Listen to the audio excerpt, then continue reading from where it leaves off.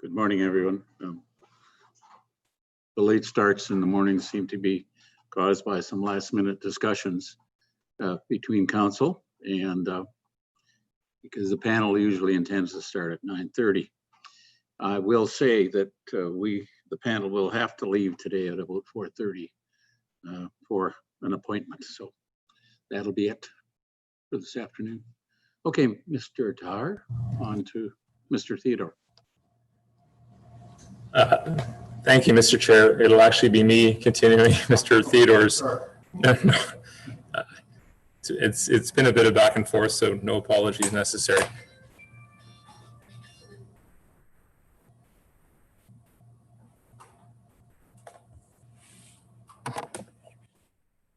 Good morning, Mr. Theodore. When we broke for the day yesterday, I think you were about to shift gears and embark on your opinion evidence with respect to the relevant policy framework. That's correct. So if you could take us there, that would be appreciated.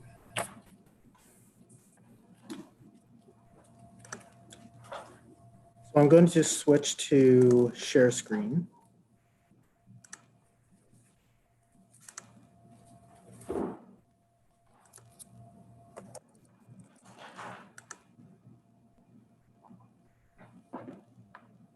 So I'm going to go through the applicable policy framework that I considered as it relates to the design direction within the modified KDA secondary plan and zoning bylaw. First, with respect to the Planning Act, and that's in Exhibit 1, Tab 1, specifically page 4. In my opinion, the KDA secondary plan and zoning bylaw with the proposed modifications, promote built form that is well designed. It encourages a sense of place and provides for public spaces that will be of a high quality, safe, accessible, attractive, and vibrant. In my opinion, the relevant policies and zoning provisions have due regard for the design requirements within Section 2, sub R of the Planning Act. With respect to the 2020 provincial policy statements, that is found under tab 2 of the same exhibit, volume 1, page 81. In my opinion, the KDA secondary plan and zoning bylaw, as with the proposed modifications, establishes appropriate standards that will facilitate intensification, redevelopment, and compact form, having consideration for the mitigating risk to public health and safety. In these respects, the proposed policies and the zoning provisions are consistent with the design requirements as found in section 1.1.3.4 of the 2020 PPF.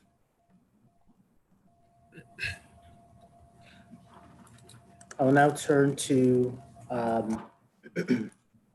tab 3 with respect to the growth plan for the Greater Golden Horseshoe. Found in volume 1 of exhibit 1. I'll direct you to page 145. And what I will confirm that is that in my opinion, the KDA secondary plan and zoning bylaw with the proposed modifications promote a compact built form and a mix of uses to achieve a compact community. To achieve a compact and complete community. They identify the appropriate location, type, and scale of compact built form within the KDA, which is a strategic growth area, and ensures the transition of built form to adjacent areas. Therefore, in my opinion, this duly conforms to the policy objectives of both 2.2.1.3 sub C and 2.2.3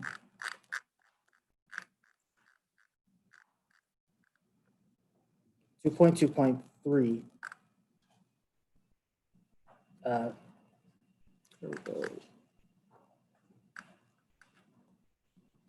Making sure I have that correct here.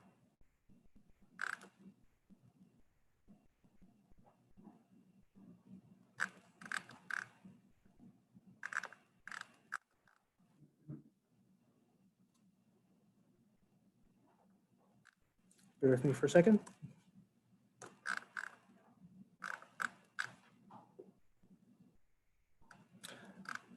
My apologies. 2.2.2.3 sub B, identifying appropriate type and scale development strategic growth areas and transition that built form to adjacent areas.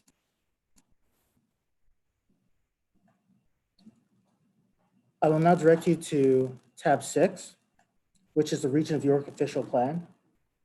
That's in volume 2 of exhibit 1. And I will note that in my opinion, the KDA secondary plan and zoning bylaw with the proposed modifications will achieve a mixed-use compact built form by directing height and density to appropriate locations and providing direction on built form to create a pedestrian-friendly community. The new fine-grained public street network and parks and open spaces system are planned to provide comfort and mobility so that residents can walk and meet their daily needs. In my opinion, this will serve to ensure that high-quality urban design and a pedestrian-friendly environment is achieved, which conforms with the direction of 3.1.3 of the regional official plan. The KDA secondary plan and zoning bylaw is also planned to accommodate a diverse mix of retail uses, including commercial uses at grade, along at-grade frontages to provide convenient access to local stores and services, and to animate the pedestrian realm. Recognize that some parking may be required to be located above grade, and in those instances, frontages of structures along public streets are required to provide at-grade commercial development so as to animate the street. In my opinion, this will serve to ensure that new retail development is integrated into intensification in a walkable and transit supportive way, which conforms with the directions of 4.4.1 and 4.4.2 of the regional official plan.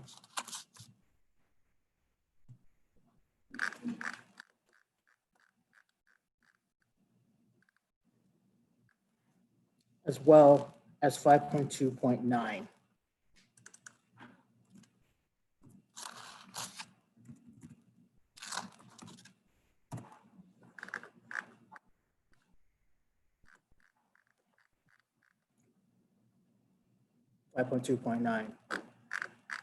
At the bottom of page 459.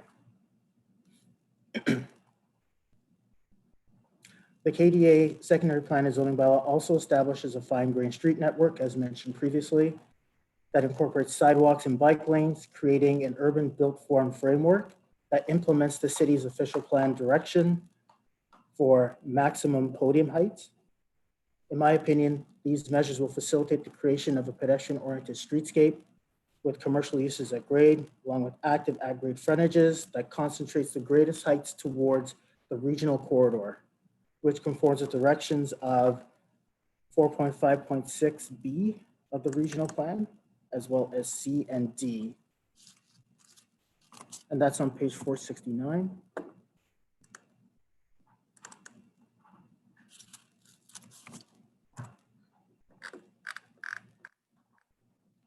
So B, establishment and complement continuation of a fine urban grid. Sub C, as well as sub D. And finally, the KDA secondary plan and zoning bylaw also establishes a connected parks and urban open space system as per Schedule 3 of the secondary plan, which provides urban greening across the KDA. In my opinion, this conforms to the urban public realm policy direction within policy 5.4.6J of the regional official plan.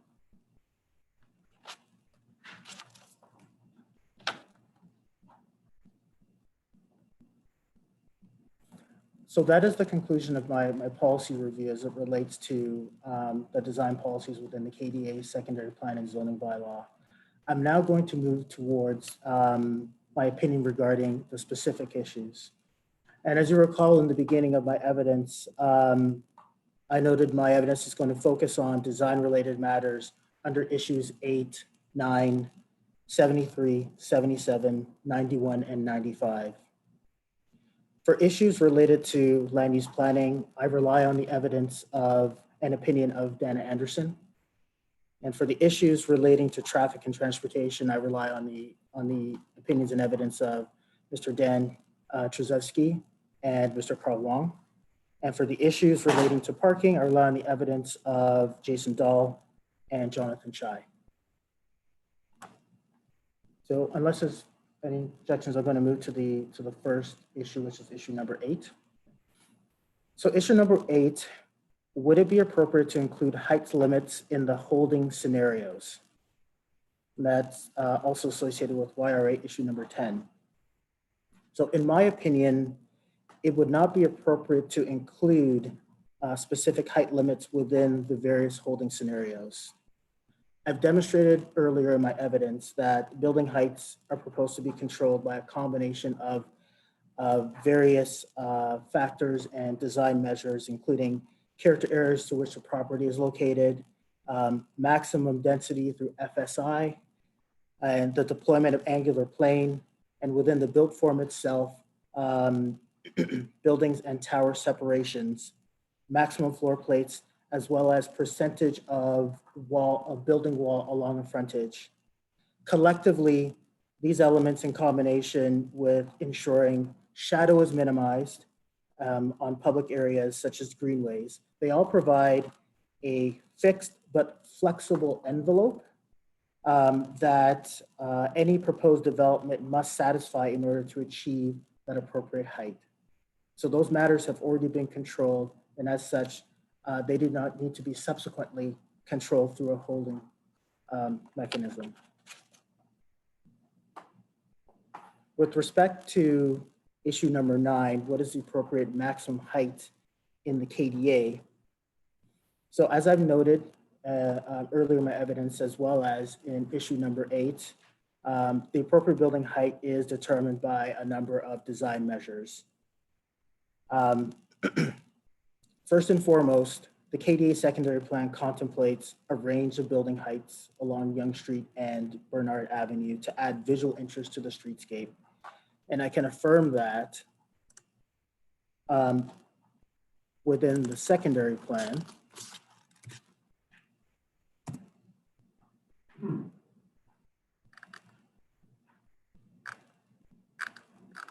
which focuses the core character area, which is where that's intended. Within the neighborhood edge character areas, there's a proposed building height of 3 stories.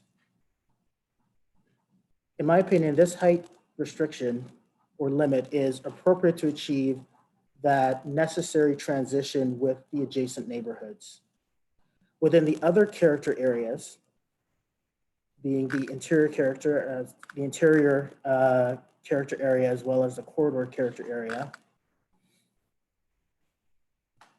there is a minimum required height of 4 stories, but there's no specified maximum number of stories. Now, I've determined that the height range for the interior character area could be between 4 stories and up to 32 stories based solely and just on angular plane requirements.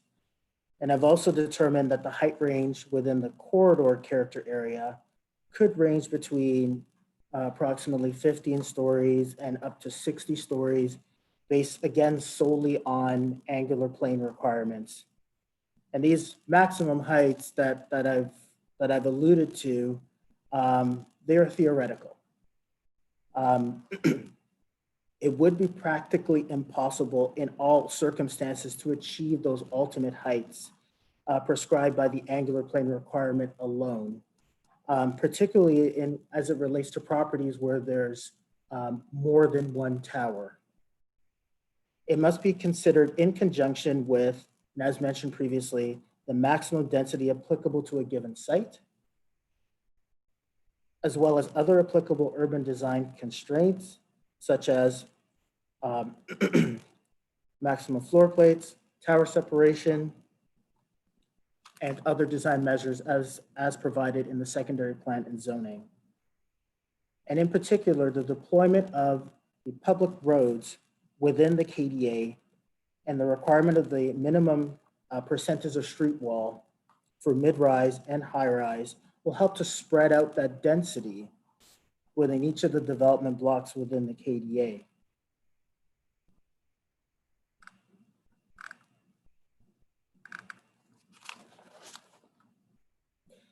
I noted earlier in my evidence that, and I may not have, but I can confirm that parking structures are excluded from the overall FSI calculation. But even in that circumstance, even at the corridor character area density of 5 times FSI, one could really only achieve 5 times the height of the property, which is a relatively modest FSI in the context of high density, high rise intensification projects that I've worked on within the Greater Toronto area.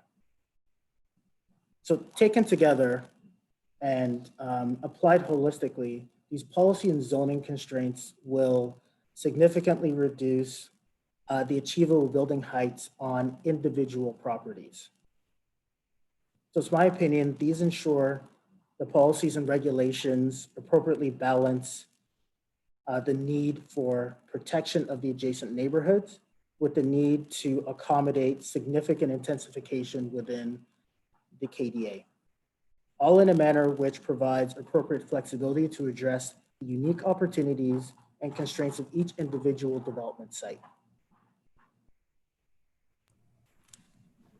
And I will move on to...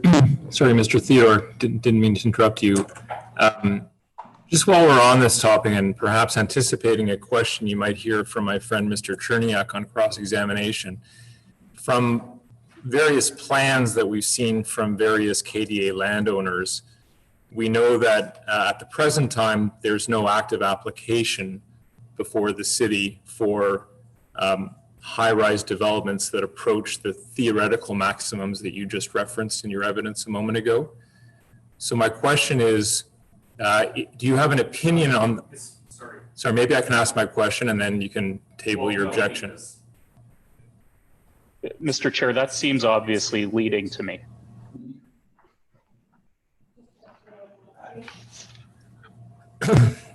Mr. Theodore, are you aware of any applications within the city, made to the city, that approach the theoretical height maximums you mentioned in your evidence a moment ago? Within the city or within this KDA? Within the KDA. Within the KDA, no, I do not know of any. So with that, do you have an opinion on the appropriateness of the height regime that you have recommended for approval, given that context and information? In my opinion, I believe the regime and the policy framework and the provisions are appropriate. It's quite similar to other approaches that I've seen in other municipalities.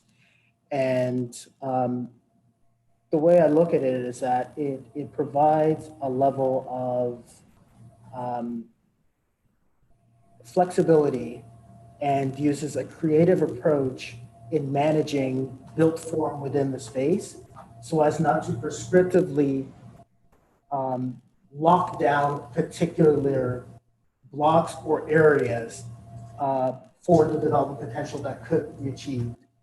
I look at it as a more nuanced approach in offering flexibility, but still allowing for assurance on what is possible from a development perspective and how transition can be effectively managed relative to the surrounding context. Thank you.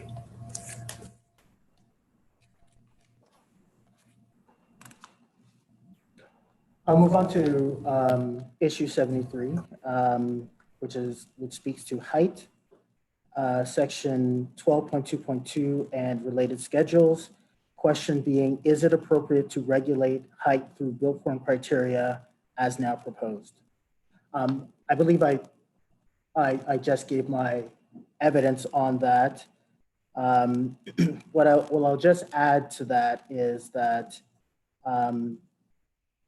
many of the design policies and that are proposed within the secondary plan have already been established within the Richmond Hill Part 1 official plan. Items such as angular plane, tower separation, minimum floor areas, heights and densities. Those already apply to new developments today.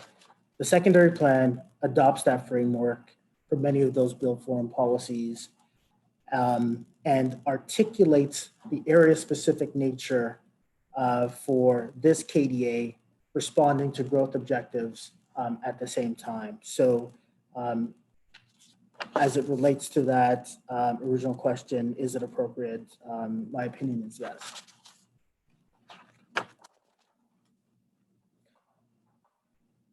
With respect to issue number 777, enhanced streetscape. This is section 12.3.4. What is required of development and is it appropriate? So for this, I'm going to go to section 12.3.4.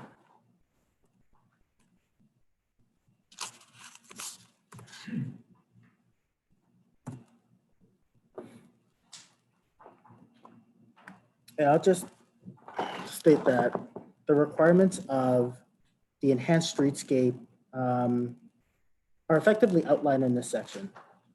And the examples of the elements that are considered to achieve that streetscape are provided in the appendix, particularly Appendix 1.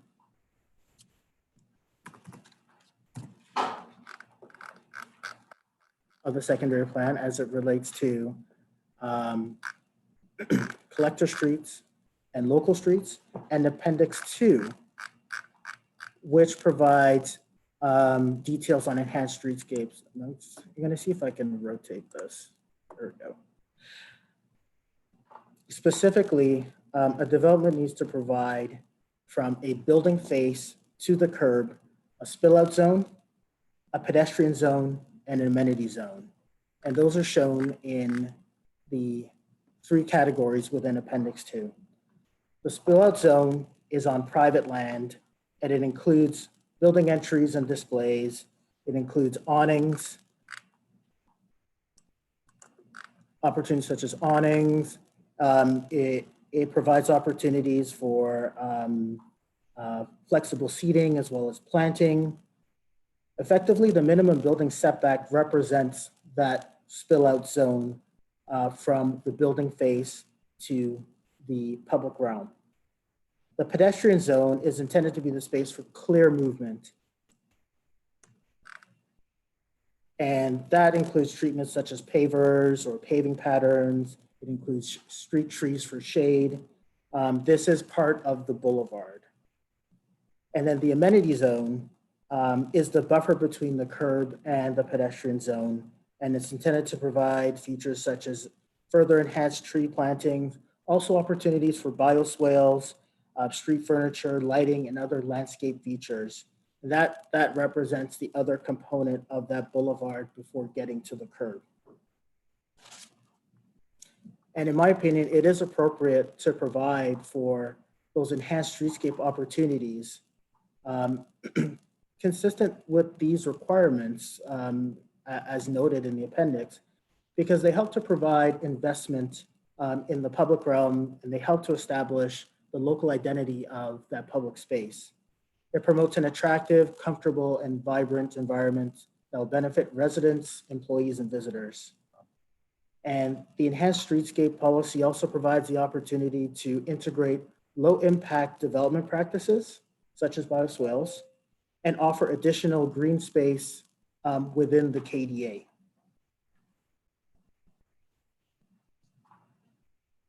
So I'm going to move on to issue 91, which was zones, permitted uses, and standards, specifically section 3.1 and section 4.1 of the zoning. Are the uses and performance standards set out in the tables found in the bylaw appropriate for the KDA? And just simply, in my opinion, the uses proposed in the zoning bylaw are appropriate as they duly implement the related policies of the secondary plan. From a design perspective, those uses represent the full mix of uses that will aid in establishing an animated and vibrant center. And issue number 95, that again directs to table 3.1 of zoning, minimum front yard and minimum flankage yard. Is a 3-meter setback appropriate in view of secondary plan policy 12.2.5.1, which requires buildings to be placed at or near the street edge, and more specifically is a zero minimum rear and side yard setback appropriate? So in my opinion, the 3.0 meter front and flankage yard setback is appropriate. As I mentioned, as it relates to the enhanced streetscape, it provides the opportunity for space for the spill out zone elements, as well as the other enhanced elements within the streetscape as provided in both Appendix 1 and Appendix 2. You can see here in Appendix 2, as I went through, the spill out zone provides an opportunity where the building is able to extend and engage and connect with the public realm. And those spaces, even in Logan roads, those spill out zones are contemplated as part of the overall streetscape relationship.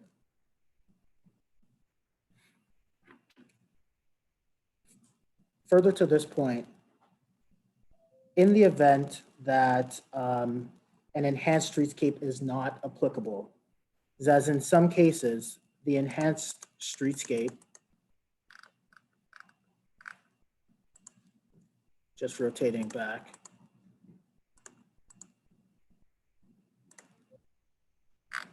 the green dotted line represents the enhanced streetscape. So in some cases, as it relates to the proposed roads, the enhanced streetscape does not exist or is not contemplated. But even in those locations, a 3-meter setback is a sufficient width to support other supportive public realm functions, such as tree growth within the landscape edge to provide comfort along those areas, canopies that can extend into those space, walkout terraces from ground floor units, and other projections and fenestrations that articulate the building facade. Well, Sorry, Mr. Theodore, just to clarify, I think you indicated the opinion you just provided was in reference to issue number 95. that's correct. And if I could ask you to turn to page 30 of Exhibit 18, which is your redacted witness statement.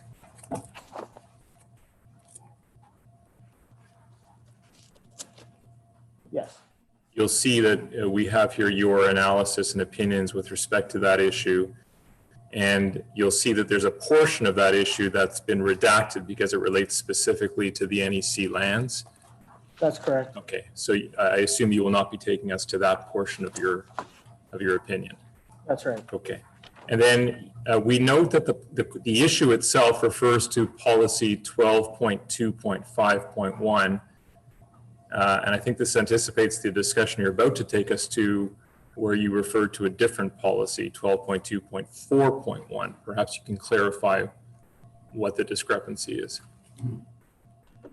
Sure. I believe that this was just a typo. I'm going to move to that. Let's see.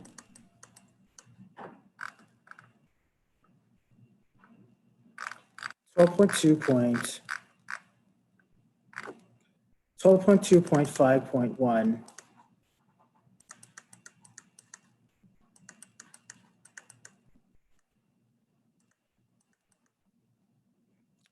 12.2.5.1. is community improvement plan. So I believe that the 5 was intended to be 4. because 12.2.4.1 deals specifically with active transportation, which is really connected to the matters related to streetscaping and the public realm. Sorry, I think you may be in the wrong section there. Oh, sorry. 12.4.1. My mistake. Thank you. Two numbers are 12.2.4.1 and 12.2.1.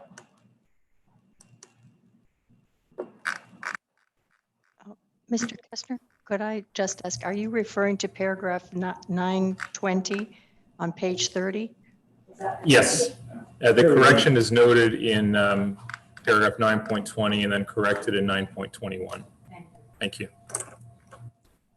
So 12.2.4.1, my mistake, built form. Street orientation and street wall.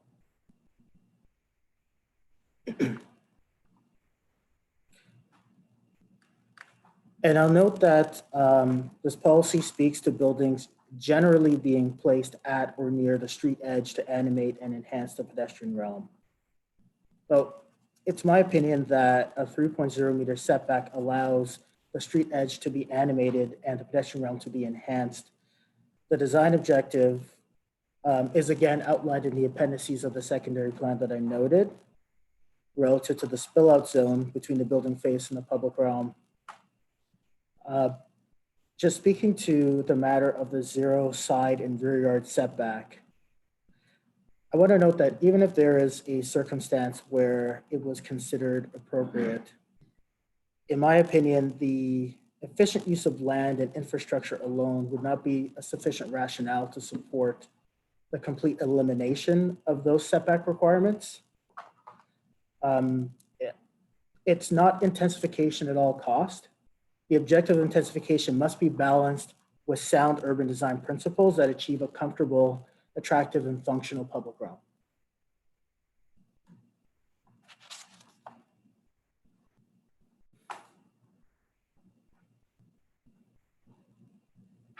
And with that, I plan to move to the last item before my conclusions, which is the matter of public versus private roads.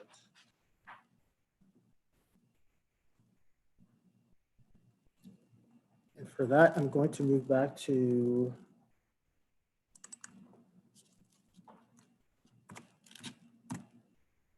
I believe this is good. That's right, Schedule 4, which is the streets. So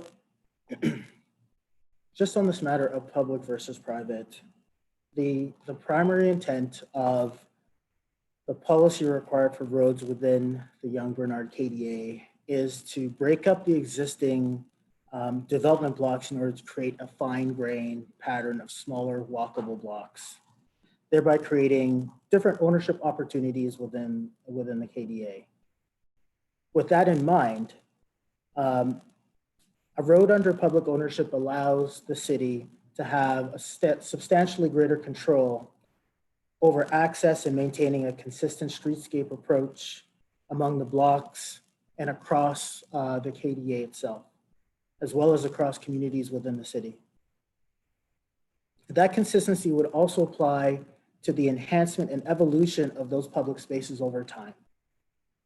So if there's a change in direction or a new thought as it relates to the maintenance or the enhancement of those spaces, it can be done in a uniform way. In contrast, with a private road system, the ability to achieve the same degree of control over access and spaces within the public realm becomes significantly more challenging. The land does not belong to the city, and therefore it lacks the same degree of ownership and control. It forces the city to enter into more complex relationships to attempt to address the future maintenance responsibilities necessary to ensure that private streets continue to have the look and function of a publicly owned. So I'd like to raise an space. objection at this point in time. My objection is nowhere in his qualifications do I see anything related to this extent of commentary on the issue of public versus private roads. And in any event, I wanted to put my objection on the record at this point in time. As this tribunal knows, this is a live issue for the east side landowners for sure. And given the tribunal's direction thus far about what is or isn't in this so-called phase 1 hearing, I think he's crossed the line. And if he hasn't, I think he's now opened up the entire issue for me in this hearing, and I will be reserving my rights to cross-examine fully on this issue in view of the evidence that has now been led. Thank you. So just briefly, Mr. Chair, I don't want to belabor the point. This is precisely why I went to this yesterday before Mr. Theodore began his evidence in chief. We addressed this issue. We made it clear that Mr. Theodore was only going to be discussing the issue of public versus private roads from a KDA-wide standpoint, given that it is a whole plan appeal on the secondary plan, and it engages each and every policy in the secondary plan with respect to matters within his expertise, and that includes public versus private roads from an urban design standpoint. Mr. Theodore was very clear that he was only going to be addressing that issue from a KDA-wide standpoint. He was not going to be addressing the specific merits of public versus private roads within a particular quadrant or as part of a development application. That is for phase 2, and you will not be hearing any evidence from him specifically as it relates to the NEC lands, but also with respect to any other specific application. On the expertise issue, I submit that public versus private roads is manifestly an area within the expertise of an urban design witness. It's an issue that routinely comes up, not just from a planning and transportation standpoint, but from an urban design standpoint. And in my submission, the evidence you've just heard from Mr. Theodore underscores the direct nexus between public and private roads and urban design issues that are of importance to the municipality. And I submit that's precisely why you have policies in the secondary plan dealing with public versus private streets, not only from a transportation standpoint and good land use planning standpoint, but also from a design standpoint. And that's the particular issue this witness is addressing in my submission. May I respond?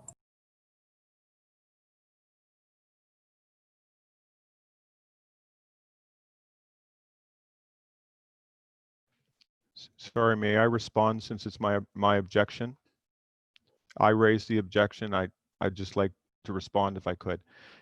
The issue, I'm content. I'm going to now accept what the city's lawyer has said, which is that the issue of public versus private is within the expertise of an urban design witness.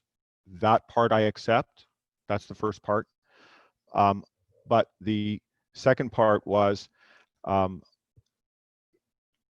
I'm saying is that now that he has engaged the public versus private debate by his own evidence, I should have the right to engage him on that topic as a matter of principle for this KDA. That's what I'm saying. And this is why I was trying to say from the outset that I knew we were going to come to a point in time where there would be no bright line between this business of private versus public. Well, we'll make the bright line. I think generally, in my view, the commentaries or the evidence so far is pretty general. As a principle, as between public and private, it's not dealing with any specific item. So we'll make the bright light and we'll continue with the opinion evidence of Mr. Theodore.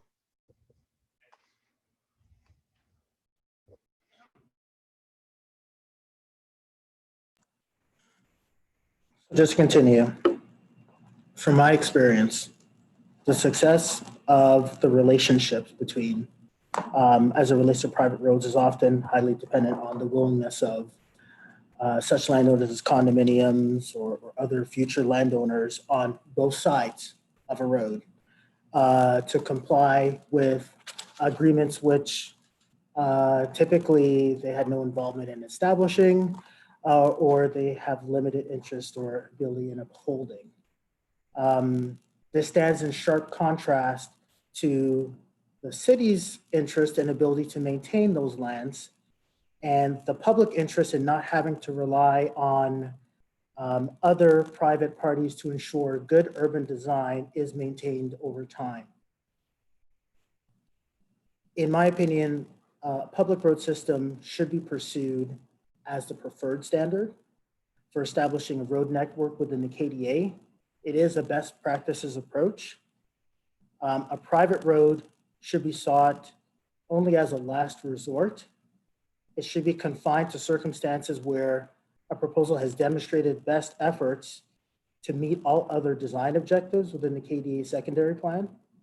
And it should be limited to a private road that has been designed to replicate municipal standards for a public right-of-way. And that is in alignment with what the secondary plan proposes as it relates to private streets. Under 12.4.5 sub 1, private streets shall be designed to function and appear the same as a public street, including being designed in accordance with the city's design standards and providing connectivity between sites. So that was the only opinion that I wanted to provide as it related to public and private from a design perspective. So with that, Mr. Theodore, perhaps you could then provide your overall opinion and conclusions in terms of your recommendations to this panel. So it is my conclusions, and it is my opinion that the KDA secondary plan and zoning bylaw, with the proposed modifications, which have now been recommended by city staff and endorsed by city council, represent good urban design, as they have due regard for the applicable design requirements of the Planning Act. They are consistent with the applicable design policies of the 2020 PPS. They conform to the applicable design policies of the growth plan. They conform to the applicable design policies of the Region of York official plan and the Richmond Hill Part 1 official plan. The design principles of the KDA secondary plan and zoning bylaw will ensure a level of design flexibility in building height and massing, helping to achieve an eclectic mix of built form while also ensuring the development meets intensification objectives. And it appropriately balances the policy direction to protect the adjacent neighborhood and ensure appropriate transition of those neighborhoods. The policies will serve to facilitate design that is of a high quality, transit supportive, and creates both a sense of place and will help to achieve a complete community. The ultimate heights of buildings can and will be controlled through urban design principles related to angular plane, character areas, transition to areas outside of the KDA, in combination with permitted densities. And the urban design policies and provisions represent best practices comparable to intensification areas in other municipalities across the Greater Toronto Area. And it's my recommendation that that the tribunal, as it relates to the design direction within the KDA secondary plan and zoning bylaw, approve those matters. Those are all my questions. Thank you very much.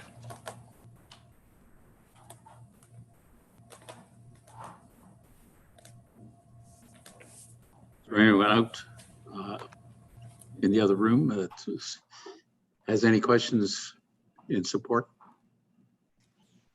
It's Mr. Kagan here. No questions of this witness. Anyone? Sir, it's foreign. I just have one or two just matters of clarification and not cross-examination by any stretch. And frankly, it's another opportunity to share my screen. So I'm learning. I'm using this process for dual purposes, if I may. Good morning, Mr. Theodore. As you may know, I represent Yonge MCD Holdings, a landowner in the Northwest Quadrant. It's nice to see you on screen this morning. Nice to see you too. I'm going to just pop up, if I may, for a moment on my screen, just policy 12.2.2, and I'm hopeful that you can see that. Yes. Okay. And I've highlighted, sir, just some of the provisions within that policy that as they are found in the city's secondary plan is proposed to be modified.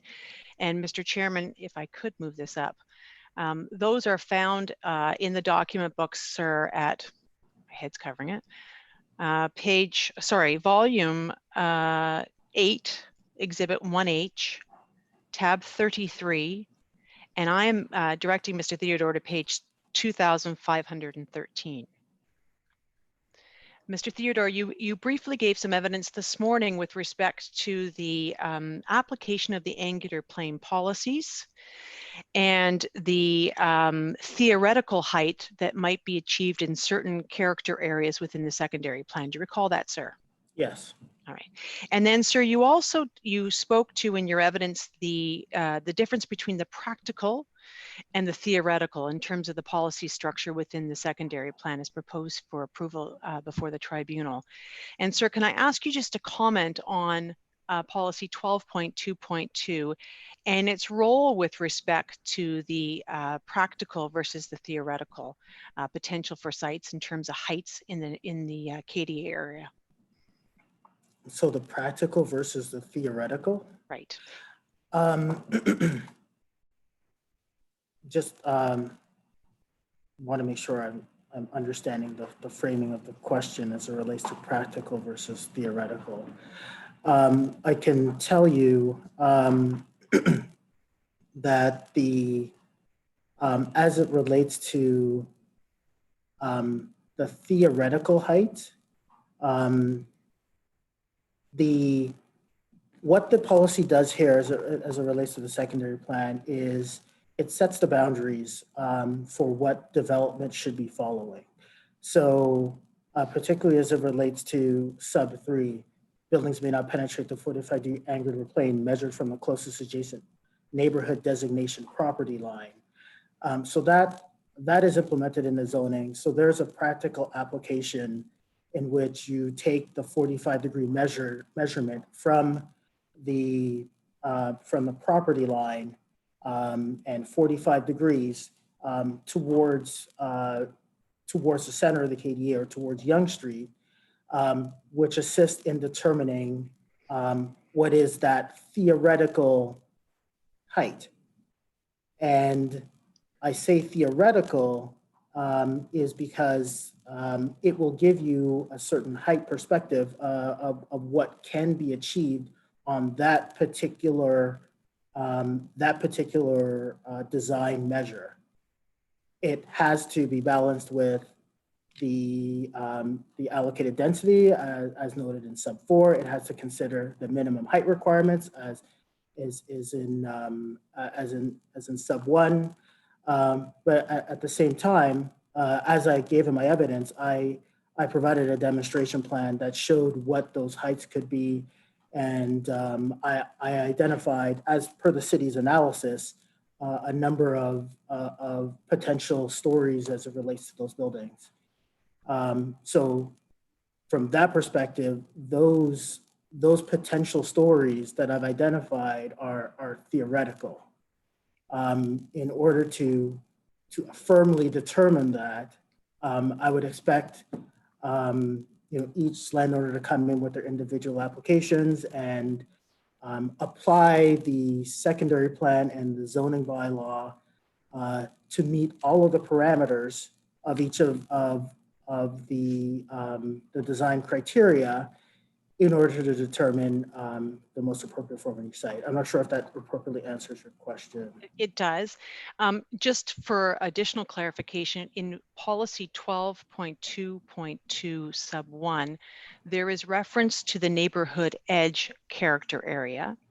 And sir, can you advise the tribunal whether that is the same as the reference to the neighborhood designation that is referred to, for example, in sub 3? Yeah, so I can confirm that it is not.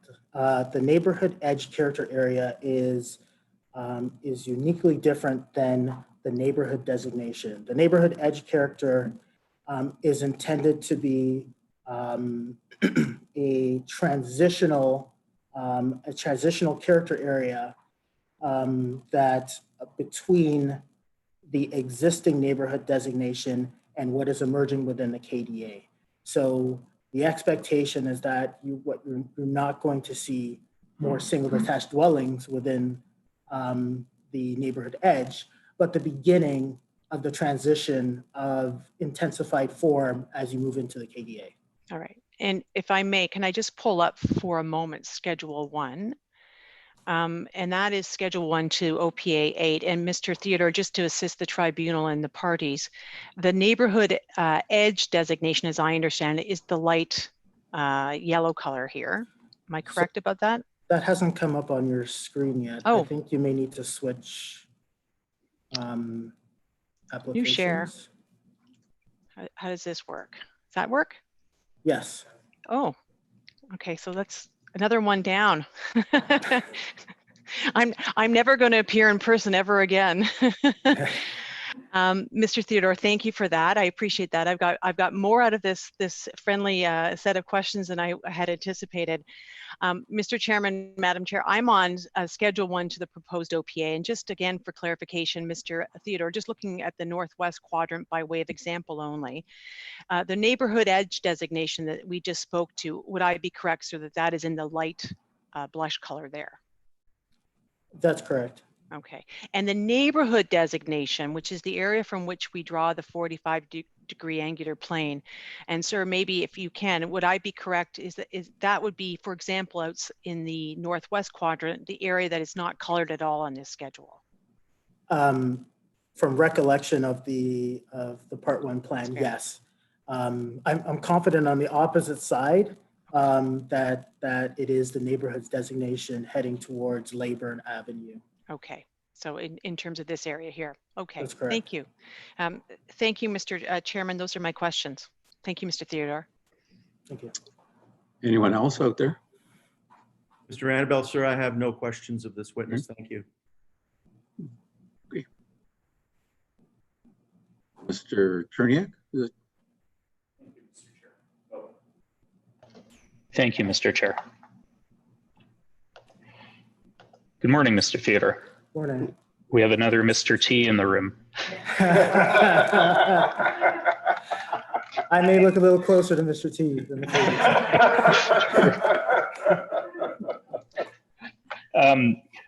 I thought I should just clarify first, the schedule that Ms. Foran just took you to, that was in the city's proposed modifications from this year, right?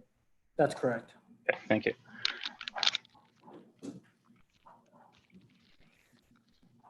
Sorry, it's hard to do this with the echo. I'm just going to change my settings so that I'm not using the microphone.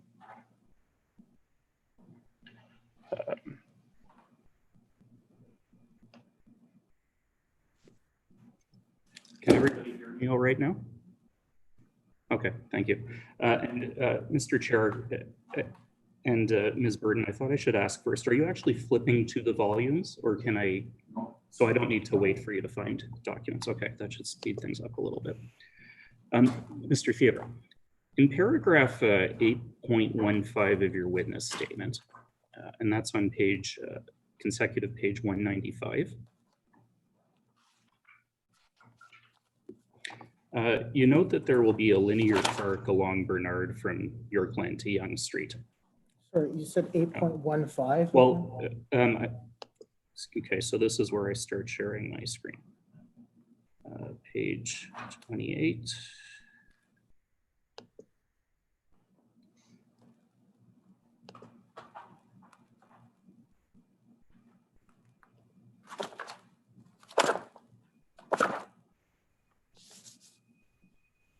So hopefully everybody can see that. You refer to this linear park here. Yes. Okay.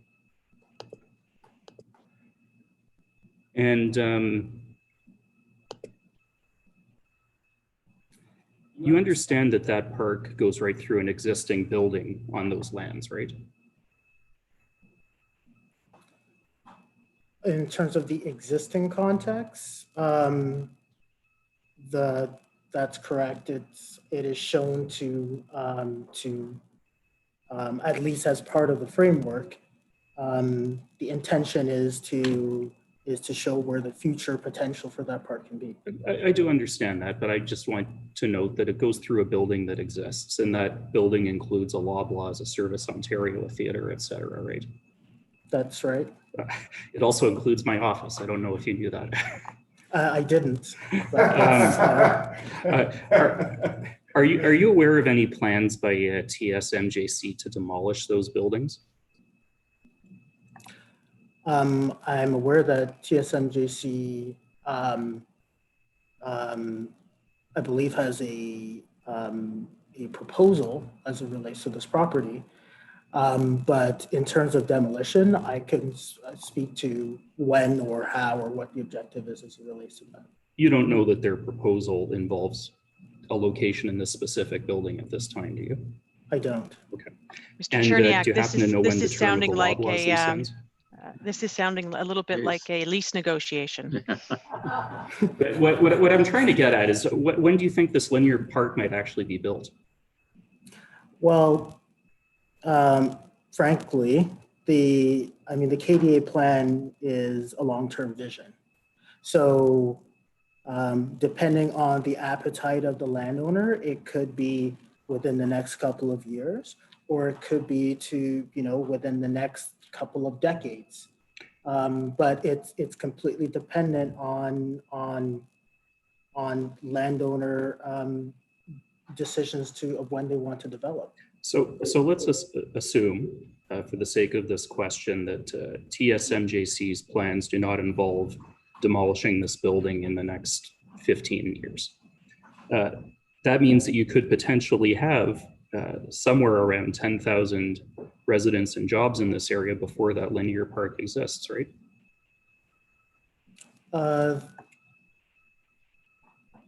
I can't quote you on the specific numbers, but you could have a scenario in which maybe there's a number of scenarios that could happen. Maybe the Northwest, the Northeast, and the Southwest quadrant develop, and the Southeast is still waiting. Yeah, that could happen. Okay. And would you be concerned if that were to happen? From a design perspective, no, I wouldn't be concerned, because the overall plan recognizes that while there's land set aside for linear park opportunities, it recognizes that there are park assets in and around the KDA that continue to serve the parkland objective. So while that one park may not emerge in the immediate stage, or it may emerge in a partial stage, the plan is still for that park to occur. And if it did not occur, there are still other opportunities for active recreation or passive recreation that can still occur while still waiting for that. As long as that objective and that parkland opportunity is preserved as part of this plan, that an opportunity for that to be achieved will eventually materialize. So, Mr. Theodore, I have to tell you, this will take a lot longer if the answers are that extensive every time. I understand that you don't necessarily agree with the position I'm taking, but I'd ask you to try to answer the question directly. And I'm not objecting to that answer. With all due respect, I don't think the witness has given any unduly elaborate or burdensome answer. I think he fairly answered the question to the best of his ability. And I would object to that characterization with all due respect. Okay. Now, you've noted in your witness statement that the policies support the creation of urban plazas. Is that correct? That's correct. Okay. And you know that those urban plazas are not explicitly located on the plan, right? That's correct. And that they have replaced urban squares from the 2017 plan, right? I believe that is what occurred. It was a language change, yes. Okay, so what I'm now showing is the 2017 plan, and this is the schedule that shows the parkland. Would you agree with me that those green sections there are the previous urban squares. If you could scroll down to show the land use schedule, I could confirm. You can see right there. Sorry. That's correct, yes. Okay. Let's come back up here.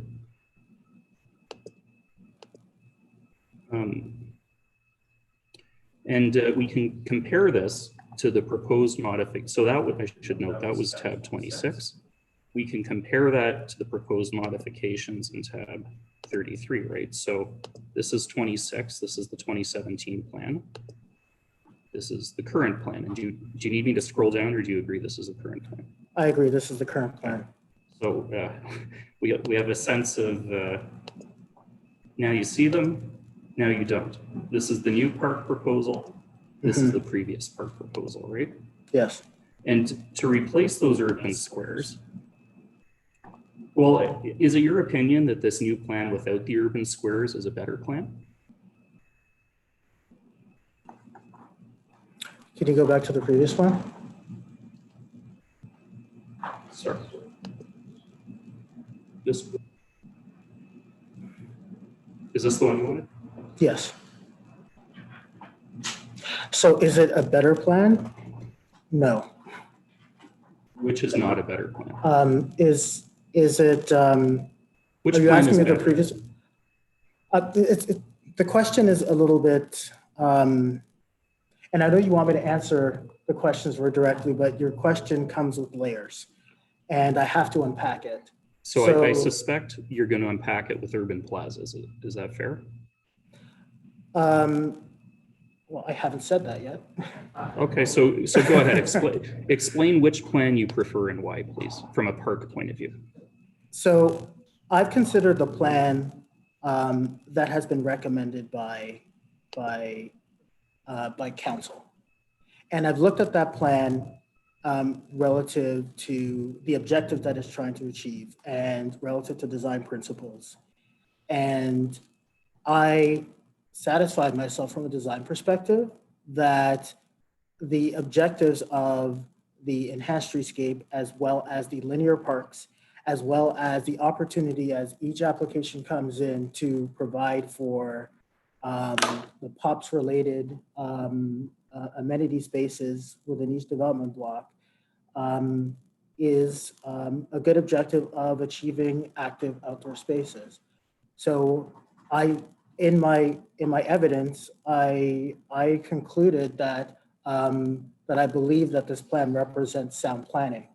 You've asked me to compare that to a previous plan. That previous plan is not before the LPAT. This plan is before the LPAT. So I'll suggest to you that that's a legal question that council can make submissions on. But if I understood your answer correctly, tell me if this is fair. You've reviewed the proposals from 2020. You think they represent good planning, and you cannot give an opinion on whether they are better than worse than the 2017 plan. Is that a fair characterization? Save and except for, I believe they represent good design. Fair. Sorry. And I'm providing design evidence as it relates to this matter. I've analyzed it from a design perspective. And I've also analyzed the staff report, which looked at parkland walkability as it relates to this KDA. And I'm comfortable that it meets the objectives. And I believe it is a good open space plan as it relates to this KDA. And having said all that, you cannot say, because you haven't analyzed it, whether this is better or worse or the same as the 2017 plan. That's right.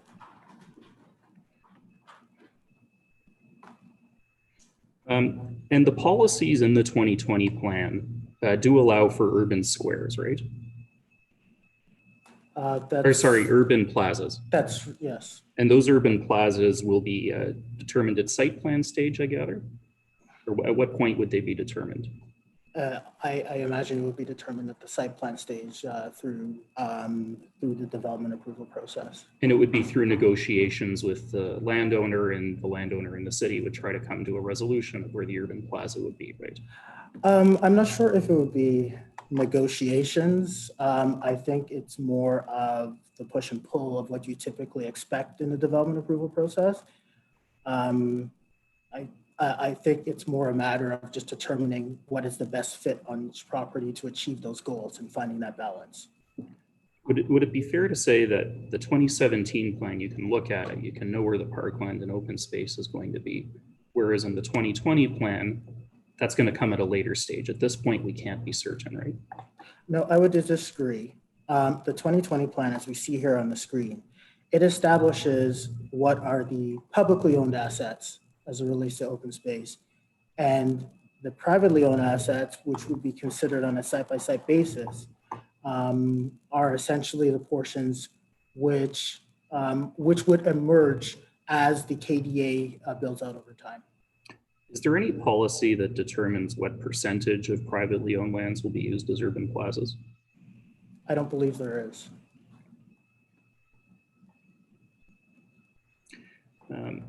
So I'm now going to go to tab 21. I believe that is this. Have you seen this document before?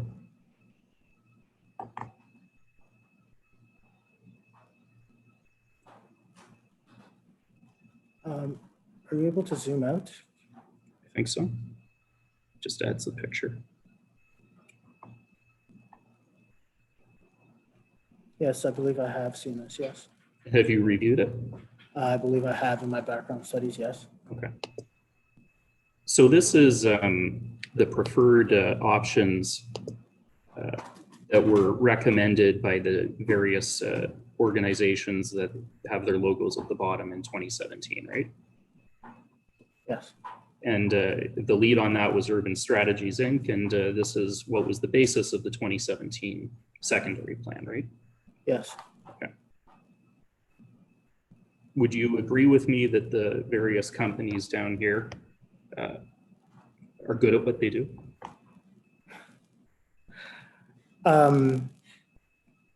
Sure. Okay. Yeah, if you want me to speak and critique to each of those companies, I'm happy to do No, so. just, I don't want to get it. Urban Strategies, hey, BA Group, yeah, they're good transportation engineers. TMIG, yes, civil engineers, absolutely. Okay. Boulder, yes. Savanta, absolutely. They're all established firms that have done work in and around Southern Ontario. Okay, so I'm now going to go to believe, so this is the recommendations that come out regarding the open space network, and obviously you've looked at these, right? Yes. Okay. So some of the recommendations, they recommend a linear park loop. So that would be, could you describe your understanding of what that is? Yeah, it will be an interconnected park system that connects around the KDA. And do you think that that would be a good policy? Are you asking me whether that would be a good policy as it relates to the current plan, or Yes. just hypothetically, is this just a good policy? No, for this specific secondary plan area. Well, honestly, I think that that policy objective is already captured as it relates to the enhanced streetscape within the modified version of the KDA secondary plan. Okay, I will come back to that in a moment. It also refers to connections to open space, and I suspect you will tell us that you think that is achieved, but you do think it's a good policy, right? I do, and I do think that is achieved as well. Okay. And in their reference to urban squares, you see that they refer to them as critical, right?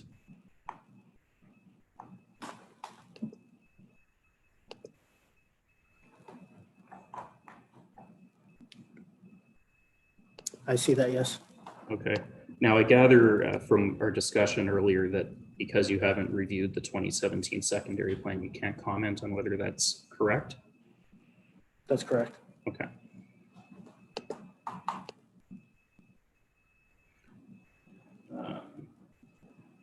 And then the fifth issue is a connection across Yonge Street. Do you think that would also be a good policy in the secondary plan area? A connection across Yonge Street? Yes. Here, sorry, I didn't go all the way down. I guess I'm having difficulty with the questions because connections across Yonge Street are contemplated in the KDA secondary plan. So do I think that it's good to have additional connections beyond Yonge and Bernard? Yes. But I believe that is achieved within the KDA. With respect, you don't try to guess where I'm going with it. I'm not necessarily going to suggest otherwise. I just want to go through those policies with you. And then this is the next page here. So do you know, was this the final proposal by Urban Strategies and the other companies? I can't tell you offhand. Okay. Let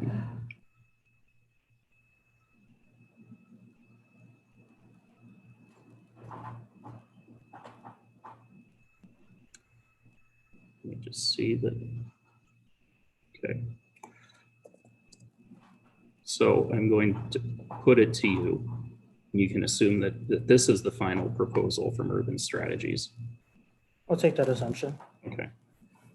And just want to compare that to what's actually being proposed now. So I'm going to go back to the proposed modifications that we saw here. So this is the current proposal. This was Urban Strategies. Admittedly, it's different than what the city actually proposed in the end. Mm-hmm. You can see the differences, right? I see the differences, yes. Right. Okay. And I gather you can't really give an opinion on whether this would have been preferable or not. Well, I can advise that a planning consulting firm, or a team can go through the analysis and make a recommendation. And council ultimately has the final say on that decision. This tribunal had the final say. The approval authority has the final say. In this situation, obviously, because this is appealed, the approval authority, which is the tribunal, has the final say, sure. This is one outcome and one scenario in which the KDA could be deployed. The one that is before the tribunal today is another approach in which the KDA could be deployed. So there are two different approaches. If you hired another land use planning consulting firm, another design firm, another group of engineers, they may come with a different approach as well. I think the point is that asking me the question of whether this is a preferable plan to the other preferable plan, it's a balance of are the objectives being met? So I've focused my evidence on the modified plan and the decision that was brought forward by council. And I provided a design opinion as it relates to that plan. You understand that one of the issues in this hearing is whether urban squares should be brought back into the plan from 2017?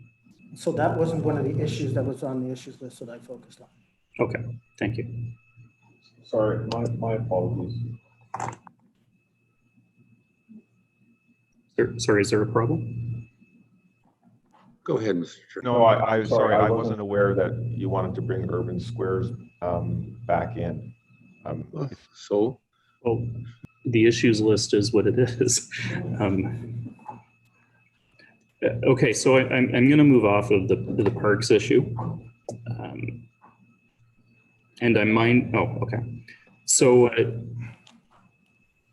Mr. Theodore, are you aware that in the 2017 plan, there was a requirement that builders at least try to provide weather protection near transit stations? Yes, I'm aware of that, yes. Okay, and that's important because it makes people more likely to use those transit stations, right? It's a positive objective, yes, I would agree. No, I'm asking you, not just is it a positive objective, does it make people more likely to use the transit stations?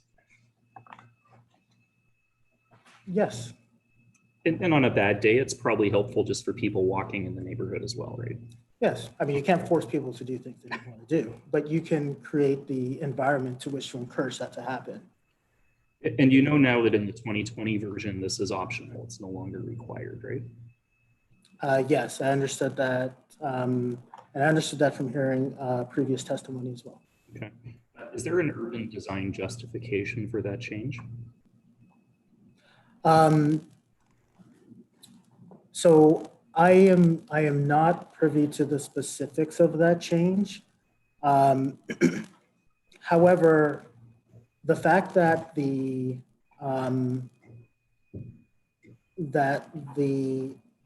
item of this specific item continues to remain within the secondary plan, shifted from shall to may, continues to maintain that option. I can only speculate that as it relates to that component, it may be something that requires additional discussions with YRT and their satisfaction. But again, I'm speculating related to that. Right, and I don't want you to speculate. I just want you to tell us what you know or what your opinions are. Right? So I don't know what the specific decision it was as it relates to why the language was softened. But the objective is still within the plan. Okay, thank you. I'm going to move on to height now. So I think you already said this in your evidence, and that is that theoretically, the maximum height in the corridor character area along Yonge Street could be 60 stories, right? Yes. And theoretically, the maximum height that the policies would allow in the interior character areas is 32 stories, right? That's correct. And you've also noted that those heights are further constrained by the densities that are actually allowed, right? That's one of many things that constrains it, yes. Okay.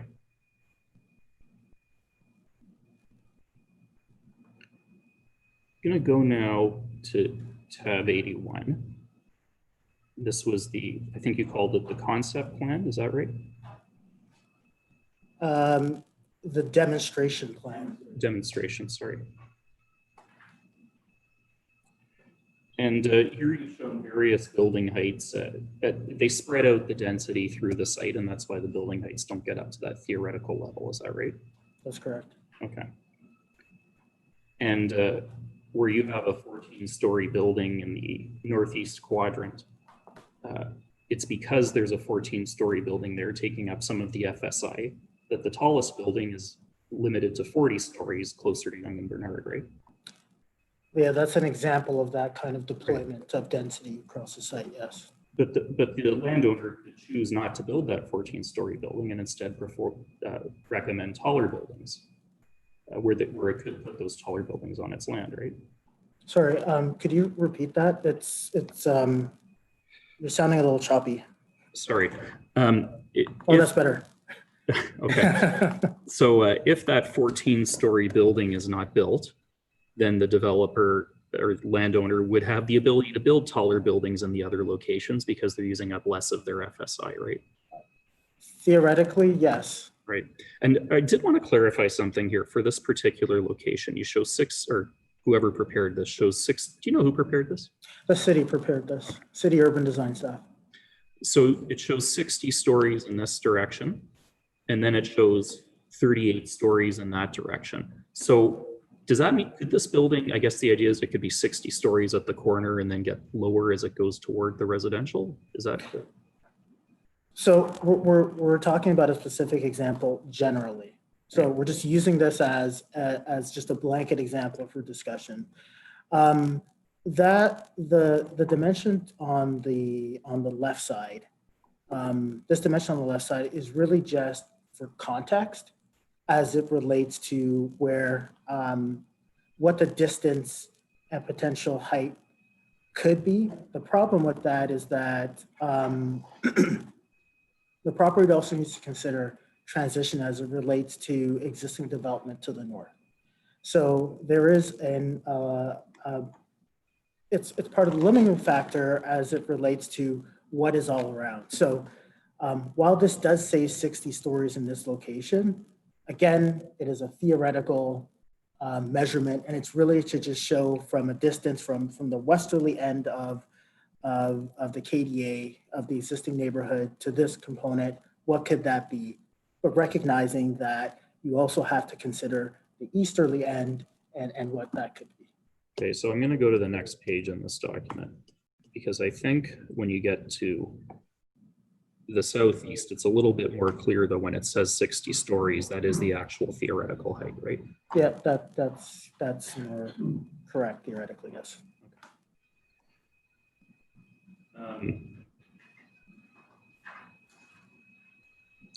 And so this is southwest, this is southeast here. So this is, well, I don't think it shows the heights for this area here, does it? Okay, so let's go, sorry, I'll go back to where I was before. So I should have noted, I think, that we're on page 4927 of the consecutive record. So this is the TSMJC lands. This is essentially the southwest limit of their lands. Or is this the Leons here? Do you know? I believe that portion is the, Sorry? yeah, but I believe that is the Leons. Yeah. Okay. Do you know, could this theoretically be 60 stories here? It theoretically, you can see the distance. It could be theoretically, Great. it could have a height potential of 60 stories. Realistically, it couldn't get to that height. So the reason I'm asking you that, though, is TSMJC has a building along here. They have a theater, they have a Loblaws. They might choose to leave the theater and the Loblaws alone and just build over here. And if they did that, then they might actually want a taller building, wouldn't they?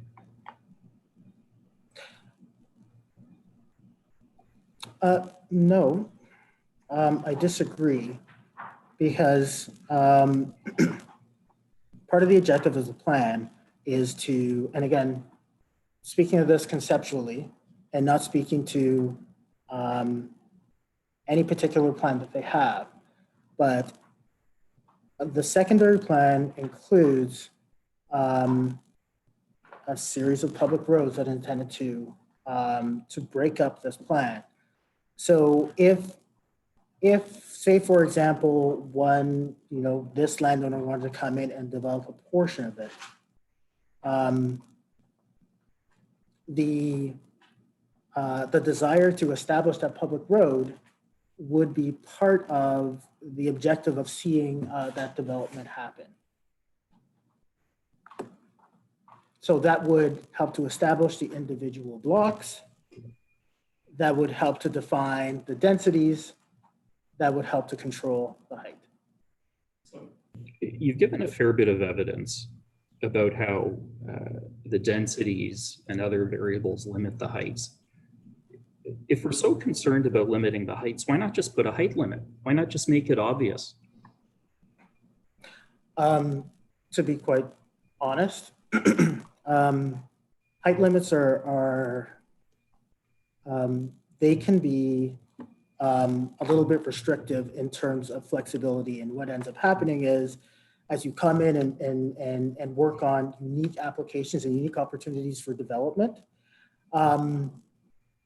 it becomes a discussion of, are you within the height, as opposed to, are you providing the form that best fits within the space? This approach of using these measures to me, it's a much more progressive approach as it relates to controlling form within a growth center and within an intensification area. So when I look at these policies and regulations, by not limiting the height, you give each of the individual blocks the ability to have a greater flexibility of how they want to distribute that height. And that allows for a greater variety as it relates to each of the blocks within the KDA. So I actually don't think that the height is necessary because of the framework that's put in place for the secondary plan and the zoning bylaw.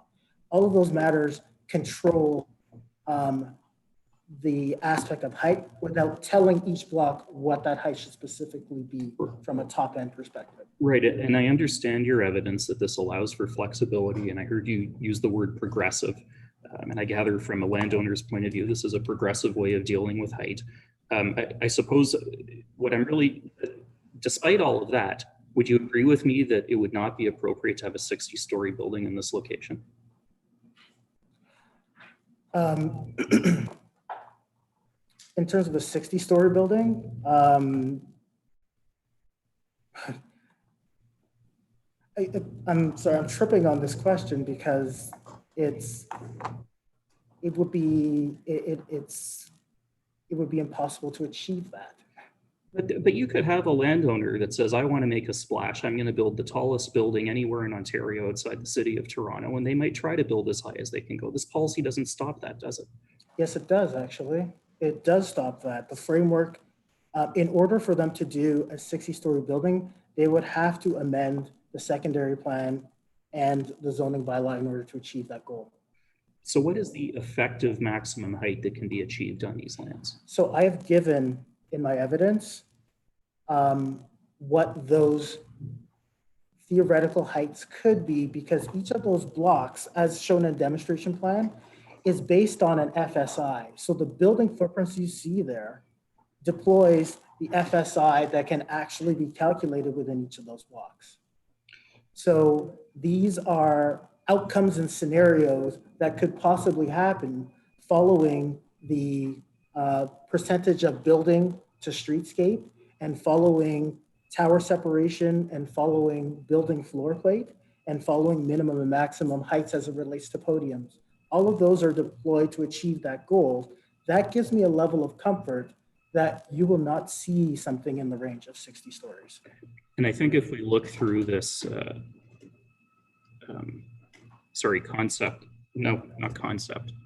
demonstration plan, there's nothing higher than 41 stories, is that right? We could go back to the demonstration plan. I think I can tell you this is the 41-story building here. Okay, I'm sorry, it's not on the screen. Sorry, I think I dragged it out of the shared tab screen. 32. Okay. I dragged it into the wrong window here. There. Is that it? Yeah. Okay. So this is the 41 stories here. That's right. So in this scenario,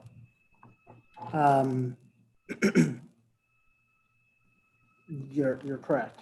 Okay. You know, So I still don't understand, just in case there's a calculation that's been missed or somebody tries to find a creative solution to build the taller building they want to build, why not just put the limit at 41 or 42 stories?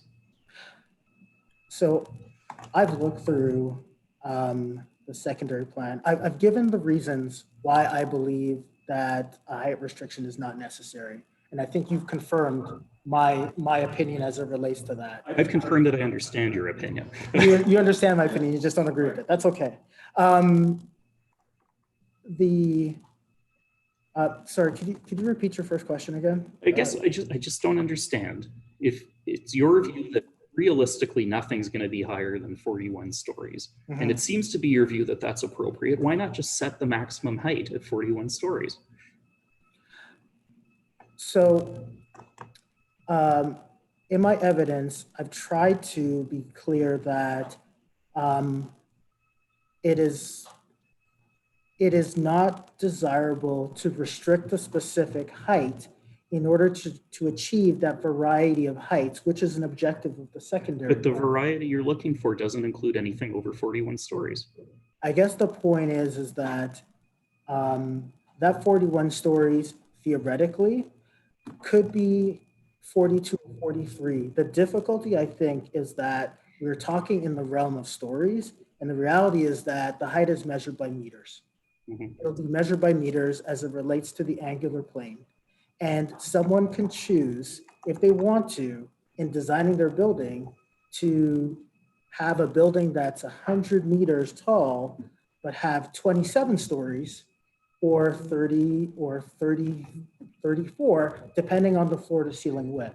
So when the demonstration plans, which is why I continue to say these are demonstration plans, show the number of stories, it's with an abundance of caution that it's providing a theoretical height limit of what could be achieved that gives a level of comfort of what you can expect.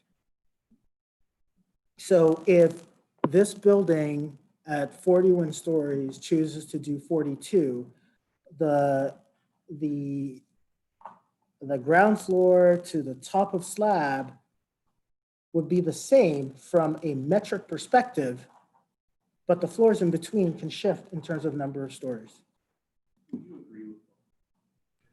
Would you agree with me that it's common for maximum and minimum building heights to deal with the number of stories in the province of Ontario?